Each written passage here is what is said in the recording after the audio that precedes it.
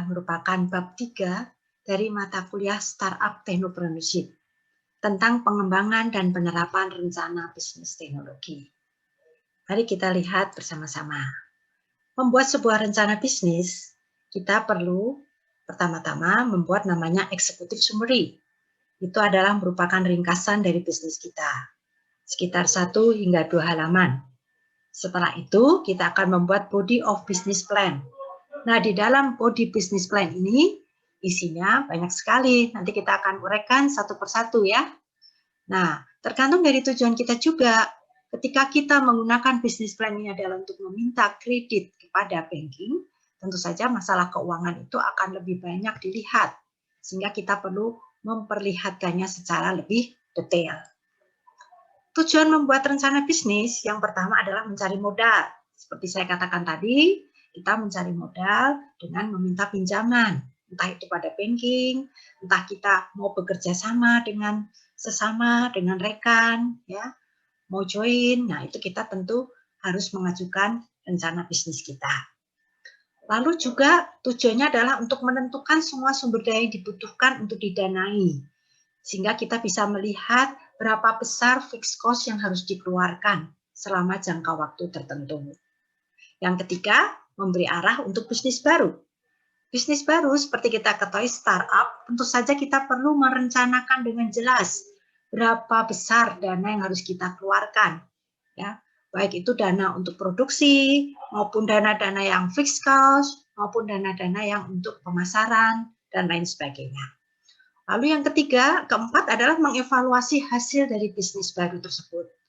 Dengan adanya bisnis plan, kita bisa melihat dan mengevaluasi apakah bisnis kita sudah berjalan sesuai dengan rencana. Dan yang kelima adalah untuk mencari partner bisnis. Ya. Bagian pertama, halaman muka atau cover, kemudian ada daftar isi, ada ringkasan eksekutif.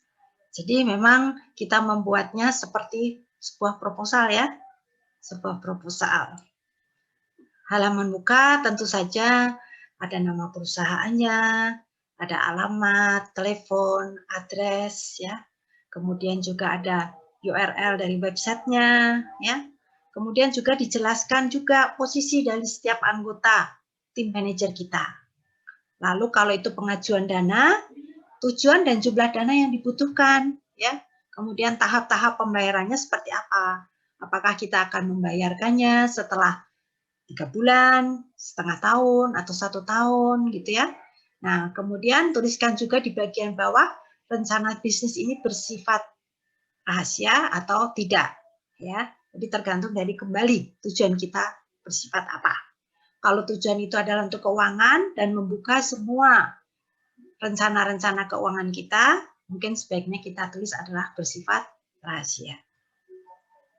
Daftar isi, tentu saja ada daftar gambar, tabel, lampiran, ya. Nah, isinya apa aja?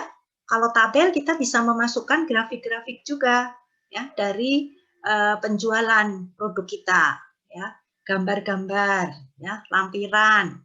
Karena tujuan dari pembuatan bisnis plan ini adalah untuk menunjukkan kepada orang bahwa bisnis kita itu adalah bisnis yang bagus loh, gitu ya. Jadi tentu saja kita harus menunjukkannya dengan visualisasi yang jelas. Berikutnya, ringkasan eksekutif seperti tadi sudah dikatakan, ini berisi gambaran secara ringkas ya tentang bisnis kita. Ya, tujuan bisnis kita, pasar yang dipakai, kemudian anggotanya, ya, dan lain-lain. Jadi dengan membaca eksekutif summary, orang sudah memiliki gambaran secara detail usaha kita itu seperti apa. Gitu ya. Ya, jadi ringkasan itu juga ada berisi laporan rugi laba ya yang diambil dalam katakan 5 tahun. Ya, supaya orang bisa melihat bahwa perusahaan kita ternyata perusahaan yang berhasil kok. Ada laba yang bisa dipertanggungjawabkan. Ya. Bagian kedua, nah ini yang merupakan body dari bisnis plan. Ada deskripsi bisnis kita, ya, ada rencana-rencana yang lain. Baik kita lihat satu persatu.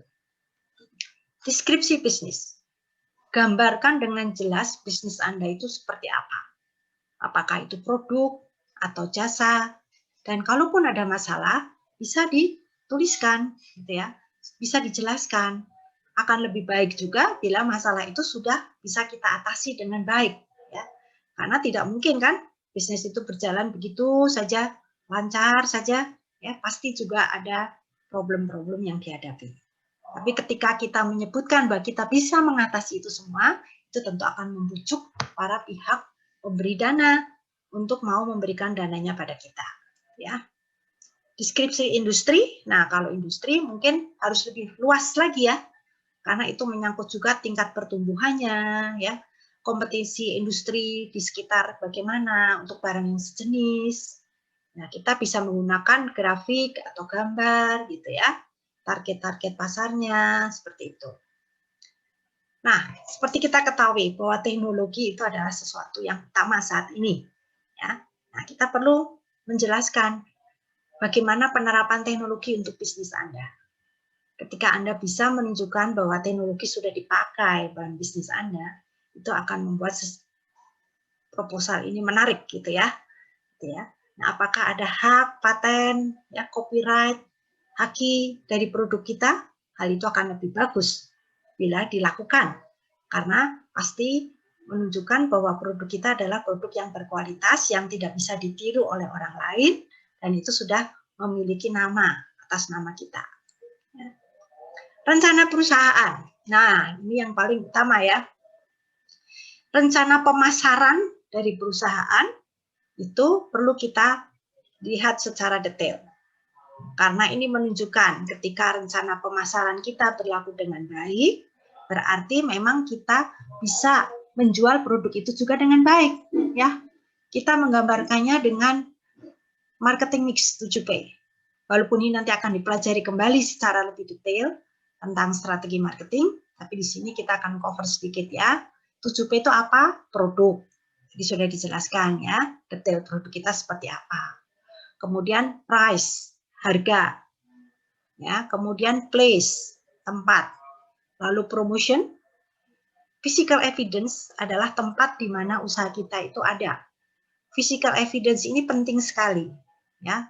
Karena ketika orang melihat, oh kita punya pabrik kok, oh kita ada tokonya kok, ya. Jadi orang merasa bahwa produk kita itu memang produk yang serius karena ada tempatnya. Apalagi kalau tempatnya teratur, tempatnya bagus, gitu ya. Orang akan melihat memang usaha ini dikerjakan dengan serius. People adalah sumber daya kita, orang-orang yang bekerja dengan kita. Proses adalah proses dari industri sendiri. Nah, ini akan dijelaskan secara lebih detail nanti pada mata pelajaran berikutnya tentang strategi, ya. Tapi ini di dalam bisnis plan bisa secara ringkas dicatat, ya, dijabarkan supaya orang juga melihat bahwa kita punya plan marketing yang bagus, gitu ya. Rencana keuangan ini utama sekali, terutama ketika kita harus atau kita ingin meminta dana, ya. Tentu saja pemberi dana akan berpikir ulang ketika perusahaan kita misalnya rugi gitu ya, atau perusahaan kita tidak mendapatkan profit yang baik ya. Jadi perlu penjabaran yang jelas tentang rencana keuangan kita ya. Apa-apa, berapa besar pengeluarannya ya, berapa besar perkiraan akan profitnya ya, sehingga akan terlihat dengan jelas juga sumber-sumber keuangan yang ada ya. Pabrik itu juga sumber ya, sumber keuangan dalam bentuk properti ya. Itu perlu detail ya, supaya ketika orang mau bekerja sama dengan kita atau banking akan memberi kredit pada kita, mereka merasa usaha ini memang usaha yang baik ya, tertata secara keuangan. Rencana produksi, nah apakah produksi kita itu sendiri, outsourcing, bagaimana kita menjalankan produksinya, itu perlu kita gambarkan. Ya. Berikutnya adalah rencana organisasi. Ya. Bentuk kepemilikannya seperti apa? Siapa saja orang-orang yang terlibat di dalam organisasi usaha kita? Perlu kita sebutkan. Ya. Rencana operasional, ya, bagaimana akan beroperasi? Ya. Apakah perusahaan kita nantinya akan go public? Gitu ya. Apakah bagaimana rencana operasional kita? Ya. Nah, itu perlu ada planning yang jelas juga. Ya. Bagian ketiga, nah ini bagian tentang perkiraan-perkiraan. Memang namanya perkiraan ya, jadi memang bukan sesuatu yang pasti. Tapi kita sudah bisa memperkirakan. Misalnya, saya menginginkan profit 20% dari seluruh dana yang saya keluarkan. Nah, untuk itu saya memperkirakan biaya seperti ini, kemudian pendapatan dari penjualan sekian. Jadi, perkiraannya adalah labanya sekitar 20%. Nah, itu perlu kita jelaskan ya, supaya orang juga melihat ternyata memang usaha ini sungguh-sungguh di planning dengan baik ya. Sudah memiliki target untuk mendapatkan laba atau target untuk meraih pasar yang lebih besar. Misalnya saya memiliki satu misi bahwa pada tahun 2022 akan menguasai pasar di Bandung atau di Jawa Barat gitu ya. Nah, itu bisa dijelaskan sebagai bagian ketiga ini ya, untuk perkiraan-perkiraannya. Nah, pengembangan bisnis itu sangat penting ya.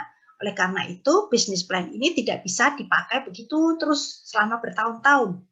Setiap 3 atau 5 tahun diharapkan bahwa bisnis plan ini bisa dikembangkan lagi ya, supaya usaha kita juga mengalami suatu perkembangan ya. Nah, pelajaran tentang bisnis plan sampai di sini, kita akan lanjutkan pada pelajaran yang berikutnya. Sampai bertemu.